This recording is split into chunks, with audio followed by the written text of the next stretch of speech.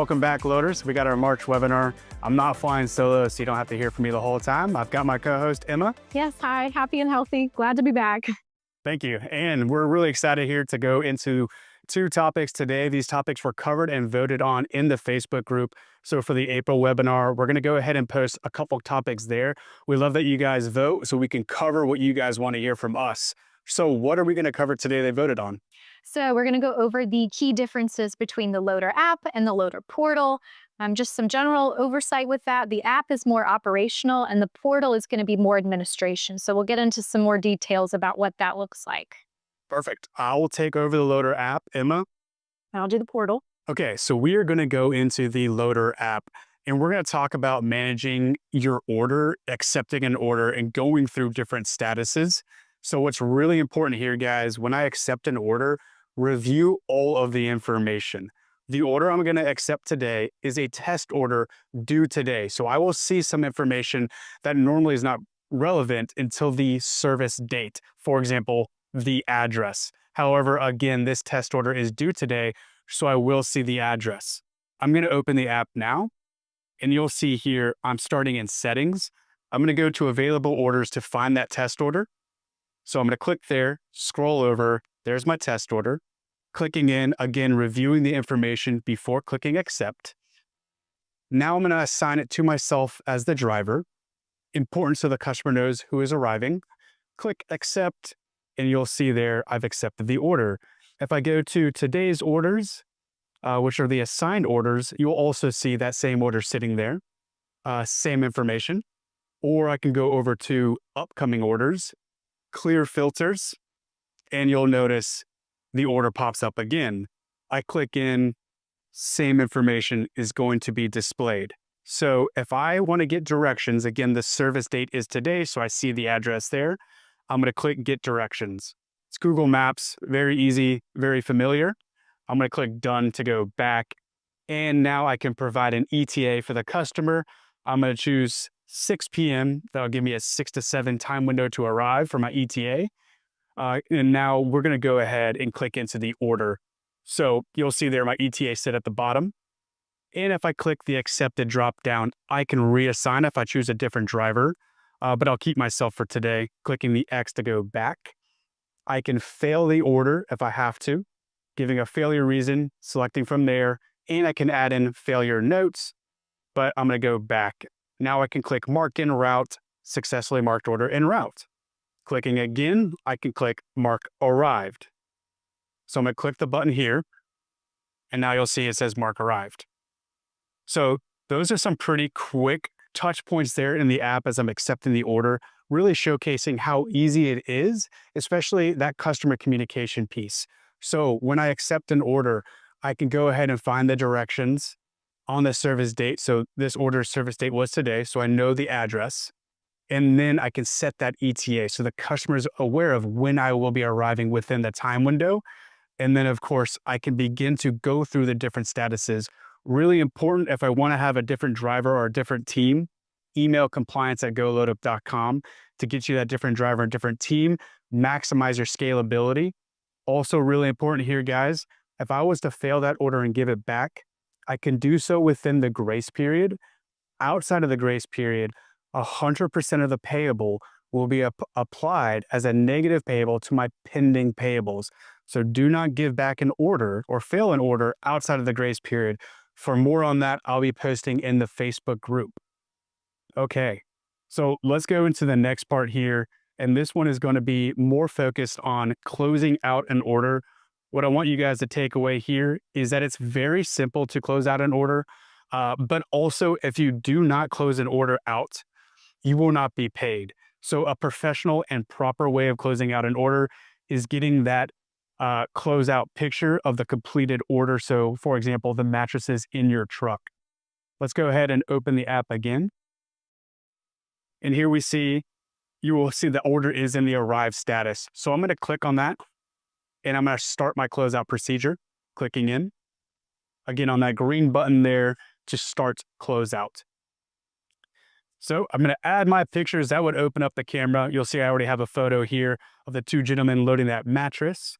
My disposal method will be disposal Then I need to collect the customer signature. This one, the customer is on site. So when I click collect customer signature, let's see here, I'm going to go ahead and click in, turn the phone sideways. And when I turn this sideways, the customer is able to go ahead and add their signature in. And then you can click save. So now you've collected the customer signature. And of course, I need a check mark that I did bring a helper. So I'm going to check mark there, complete order. There you are, I have all the orders information, and up top it says completed. If I go back to assigned orders and I have to refresh the app, I'll notice that that order is now marked completed. So again, really simple to close out an order. You will not get paid if you do not properly professionally close out an order with that completion photo there, especially of the items within the truck or the items being moved out like you saw there in the photo. Pretty quick, that's order management, updating order statuses. Really important to have that for customer communication. But now we're gonna go ahead and jump into the loader portal, which is a more administration side of load up. Okay, thanks for the app. So we're going to do the portal now. There's a lot of stuff you can do that's the same in the app and the portal, but there are some really important functions that you can only do in the portal or that are just going to be easier to do in the portal. So that's going to be purchase orders, viewing pending payables, and setting your zip codes for your service areas. So let's start in the portal. So we're going to start, we're on our home page. And you'll be able to see over here on the right, you'll see potential earnings, earned, awaiting invoice, paid, all very important things to review over here on the homepage. It's got little descriptions underneath it, but we're going to go over here to our account settings. And then over on the left in this search bar, we're going to click on driver teams. You can review your teams. If you guys have multiple drivers, you can see all that here. If you click the edit button, little fun fact, you can change the items that you get notifications for. So you'll see you have a blocked list. It's got a whole catalog of items that you can choose from. So we'll click that. Any items you put on your block list, you're not going to receive notifications for. So if I know I'm never going to do a grand piano order ever, I can put that on here. Like if there's no circumstances that I ever want to see that, perfect. Put that on there. Now I'm not going to get those notifications. So also I'm going to see loader terms of service and our policies. You can see those in the app, but they are easier to read and review if you needed to in the portal. After that, we're going to click on serviced zip codes. So I've got the whole list here. I'm going to click on the driver team that I want to adjust. Little note here, anything that is green, I can remove, which if it's green, that's good. That means I'm getting notified for it. If it's red, bad, I'm not getting notified for it. So anything green, I can take away. Anything red, I can add. Pretty simple there. Just a default, we get a 75-mile radius for zip codes. So the default for everyone is 75 miles. It's super easy. You click on it, you click add at the bottom if you want it. You click on the green ones, you click remove. Super simple. So definitely recommend everybody doing that. It can be very frustrating if you see orders in a service area, but you're not able to accept. If you think that that's happening, review your zip codes. Make sure that the zip code that you received an order for is activated on your service to zip codes. Also, just to save you some time, if you're moving to a new area, email compliance with that new area. Don't try to zoom out on this map and then scroll way over, to several states over to select all of the zip codes that you want. That's going to take you forever. Definitely don't recommend doing that. So email compliance at goloadup.com if you are moving locations. So the next thing over here in the portal, we're going to go over reviewing pay orders, pending payables, that kind of thing. So before we get into it, we're going to go over a quick feature here where you can add additional vehicles to your driver team. So if you've got a new truck or box truck or whatever you've got going on, you can scroll down here, click add vehicle. You'll follow the prompts with step 1, and then you'll scroll down. And then you'll click to step 2 to upload photos. And then it's super easy. You've added a new vehicle. So here under account, you can note your lifetime earnings and your outstanding PO amount up here in the sort of top right. So we're going to click on pending activity. We're going to look through the type of pending payables. There's in these columns here. You can also filter over on the left-hand toolbar. And you'll also see why this is way easier to do on a computer, and it's really difficult to do on your phone if you can help it. So before we go into purchase orders, let's look at loader tips. We don't have any, but if a customer tips you, the tip appears here, and then it'll be on that following PO that corresponds with whatever the order is for the tip. So purchase orders, we can filter by open versus closed.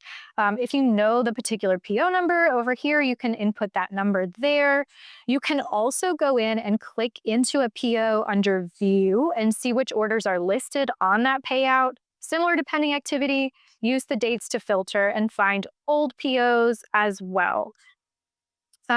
So we're also going to go up here to availability calendar. I'm going to click on whatever team I want to adjust. It's going to let you set your team's availability to receive notifications for an order on whatever the day or week is. So if I know I'm never going to do orders on a Sunday morning, I can check that off because I know I'm never going to do it. I don't even want to waste my time with those notifications. So also a good tool to use that for if you're going on vacation and you don't want to accidentally accept an order, forget about it, have to fail it, you're not in town, whatever, you can use it for that reason as well. Just don't forget to turn it back on. So yeah, it's very important also to view your pending payables and your pay orders every single day just to stay ahead. That way you're not trying to play catch up whenever you see something and it's potentially wrong. So definitely, if you have any questions, email compliance@goloadup.com. Thank you for handling the much longer portion there for the loader portal. So pop quiz. If I'm a loader and I know I do not like to do large safes, would I update this in the app or would I update this in the loader portal? Good question. You're going to update that in the portal. You're going to go edit your driver team and you can access your blocked items list there. Great.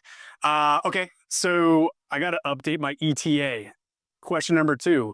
Where do I go to update an ETA for the customer? Ooh, another great question. To update my ETA for the customer, I'm going to go into the app and do that. I can do it in the portal, but it's going to be easier in the app. Yeah, much easier, much faster. Okay, and I'll do the last question here. I'm clicking on an order and I swear it's in my service area, and every time I click into this order, I can't seem to accept it. What should I do that would be the next step? Would I be in the app or would I go to the portal to see what's going on? Another great question. So if you can't accept that job and you know, you're like, I've got this service area, go check your service to zip codes in the portal.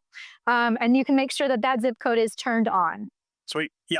So the Loader app is really easy for customer communication, order managing, accepting orders. But the Loader portal is best for the zip codes, and of course checking your pending payables and reviewing your purchase orders.